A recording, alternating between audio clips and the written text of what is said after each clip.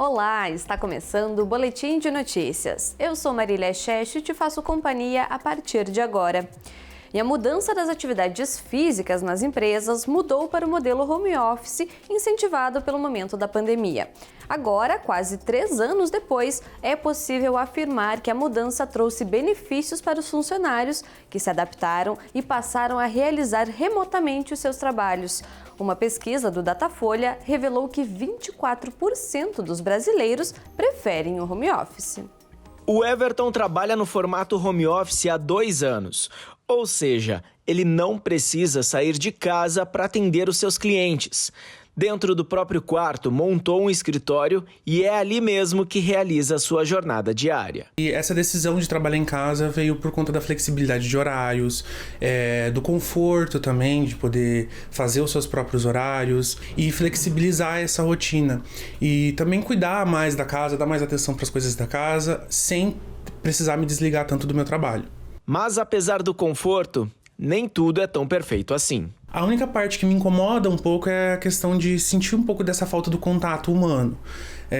Às vezes a gente fica tanto tempo dentro de casa trabalhando que esquece que tem um mundo lá fora e perde um pouco dessa questão da socialização que a gente teria, por exemplo, dentro de um escritório físico, numa empresa física. O trabalho remoto tem se consolidado cada vez mais.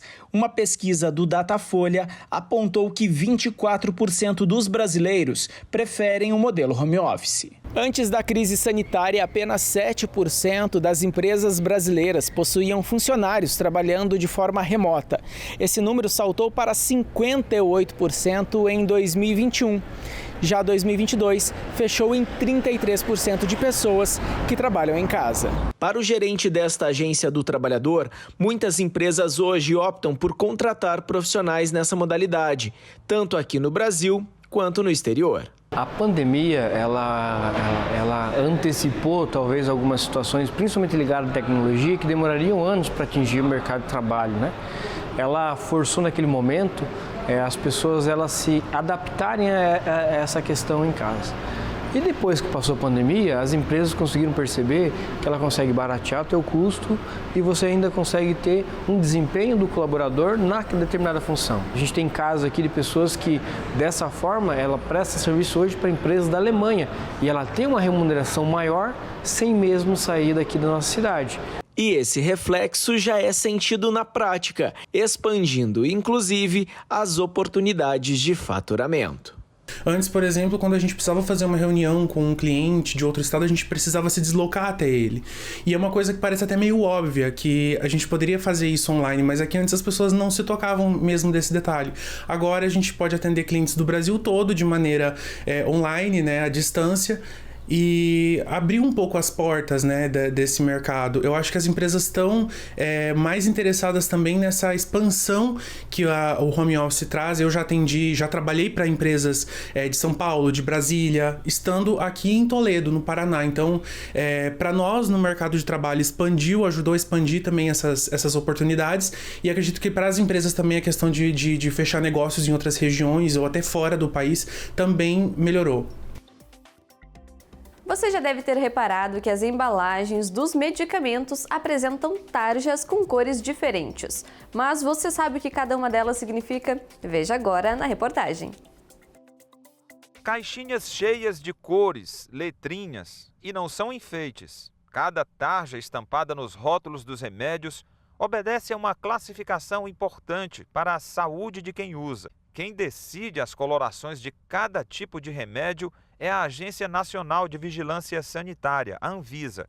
Essas indicações também são fundamentais para o trabalho dos farmacêuticos, na hora de garantir que o medicamento seja exatamente aquele prescrito pelo médico. Olho nos rótulos dos medicamentos. Tudo isso é necessário saber para poder, eu diria, educar e utilizar o medicamento de uma forma correta, porque são produtos químicos que têm os seus efeitos e que a gente tem que utilizar dentro do possível com a orientação e com a prescrição médica. Somente os MIPs, que são medicamentos isentos de prescrição, esta orientação ela passa a ser feita aqui pelo farmacêutico e acompanhado pelo farmacêutico. Os medicamentos com tarja preta são os mais fortes. Precisam de um controle maior na hora de serem adquiridos. podem afetar o sistema nervoso central e por isso causar dependência ou até mesmo levar à morte. As outras tarjas são a vermelha, que oferecem risco intermediário de efeitos colaterais e devem ser prescritos pelo profissional de saúde. E os de tarja amarela. Esses podem ou não exigir receita médica, sejam eles originais ou os genéricos. Até o local onde ficam expostos nas prateleiras devem obedecer a uma regra. As receitas também são classificadas para reforçar o controle na saída de cada remédio. Além das tarjas nos rótulos, existem também os medicamentos livres, aqueles sem a necessidade ou obrigatoriedade de uma receita específica para ser adquirido. Agora, em todos os casos, é preciso ter muito cuidado com a automedicação. Consciente do que cada um representa, o medicamento mantém a boa relação com a saúde. É priorizar sempre a orientação de quem tem permissão para isso. Nós não podemos utilizar o medicamento que ainda agrave mais o estado de saúde do paciente. Todos os cuidados são devidos no momento, tanto da prescrição feita pelo profissional, como na dispensação feita aqui no balcão, com todos os cuidados devidos, com todas as orientações devidas para que a utilização ela faça sentido. Durante o verão, é preciso ficar atento aos cuidados com o seu animalzinho de estimação. Verificar a temperatura do asfalto e estar atento a parasitas como pulgas e carrapatos estão entre os principais cuidados com o pet.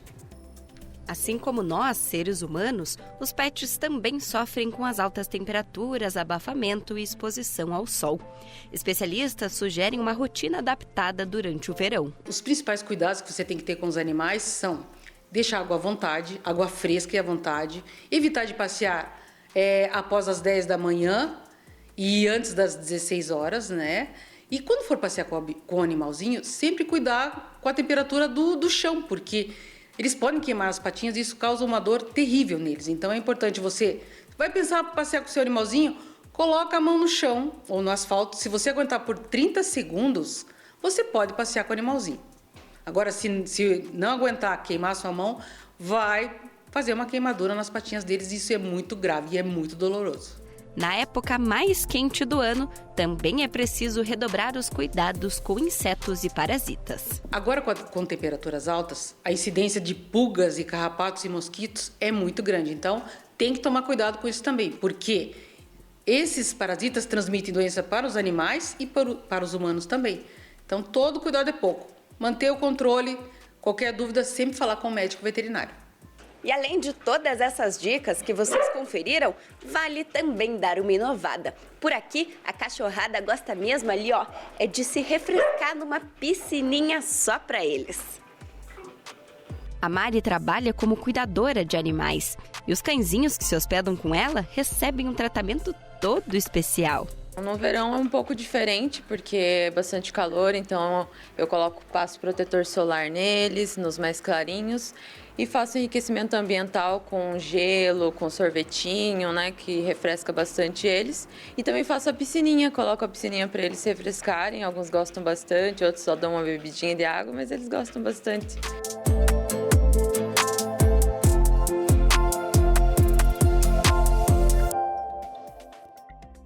Uma das atrações turísticas mais conhecidas de Ituporanga, em Santa Catarina, também virou pousada e é uma casa giratória. Outra novidade é que o sistema não é mais movido a manivela. Uma casa como tantas outras que parece comum até se mexer. É isso mesmo, ela gira. Quem nunca viu acha muito estranho, claro, mas em Ituporanga ela já é velha conhecida. São quase 25 anos que a casa se move de um lado para o outro. Na parede, o retrato do autor dessa façanha, o seu Jens, hoje falecido. Era marido da dona Almira. Mesmo com pouco estudo, ele idealizou e concluiu essa obra que desafia os padrões da engenharia. O ano era 1998 e quando ele falou dos planos para ela... Não acreditava que ele ia conseguir fazer uma casa para girar, não tinha cabimento, nunca tinha escutado falar nisso. Achei que era loucura da cabeça dele. Mesmo ninguém acreditando na ideia, afinal era algo fora da realidade, o seu Jens foi persistente e decidiu começar a obra. Sabe como? Foi no mato, cortou um pinheiro e montou essa escada para ter uma noção aqui das medidas que seriam necessárias para o início da construção. E foi a partir daí que a casa giratória ganhou forma. Na parte de baixo, o meu filho e o meu genro ajudaram. A hora que eles tinham a laje colocada como ele queria, o tamanho certo para poder colocar a escada e coisa, daí os dois correram, deixaram ele sozinho. Em 6 meses ele tinha prontinho. E a casa se tornou atração antes mesmo de ficar pronta, já que o seu Jens girava ela conforme ia construindo. Ele não trabalhou mais no sol, né? Aí ele ia girando, ia fazendo conforme o sol ia girando, ele ia girando a casa e ia levantando. Então as pessoas que passavam na estrada sempre viam um lado diferente. Ou estava a parte de trás, ou estava o lado, ou sempre posições diferentes. A parte de baixo é toda em alvenaria e a de cima, que gira, é de madeira. Um sistema de roldanas ativa a engrenagem abaixo do assoalho que faz a casa se movimentar de um lado para o outro. Até o ano passado, isso só era possível através de manivela. Agora está mais fácil, já que foi instalado um motor. Basta acionar para a casa se mexer. Manivela não dava mais jeito, não. Meu neto colocou o motor, agora é mais fácil. Posso ficar na área, deixando a casa girar e conversando com as pessoas que estão olhando. Essa parte superior da casa, que gira, tem 3 quartos, sala e banheiro. Toda a mobília e o telhado são de materiais mais leves para permitir o movimento. O sistema hidráulico também foi adaptado para funcionar independente da posição da casa. O esgoto do banheiro, ele vem desde o banheiro até o centro da escada, onde ele desce, fixo num barrote, né? Daí pode girar à vontade que não vai dar problema nenhum. E essa construção ousada saiu do papel porque o seu Jens tinha um objetivo que ia além de ter uma casa nova. Ele queria um cantinho para poder tomar chimarrão, sempre na sombra. O mais importante para ele era essa bendita área aqui, para poder sentar e girar a casa para tirar do sol. Porque se você sentar lá hoje à tarde, na direção do sol, não vai tomar chimarrão, não. Ele tinha razão de querer sombra para tomar chimarrão. A casa giratória ganhou fama depois de aparecer inúmeras vezes em programas de TV em rede nacional e recebeu ao longo desses quase 25 anos milhares de pessoas. Hoje ainda é aberta a visitação, a entrada custa R$10 e a dona Almira decidiu transformar a moradia em pousada, já que tem os aconchegantes quartos sobrando. Se alguém ainda não conhece e quer ver de perto a casa giratória, ela fica no bairro Nossa Senhora de Fátima, em Ituporanga, na margem da rodovia SC-110, de acesso a Petrolândia.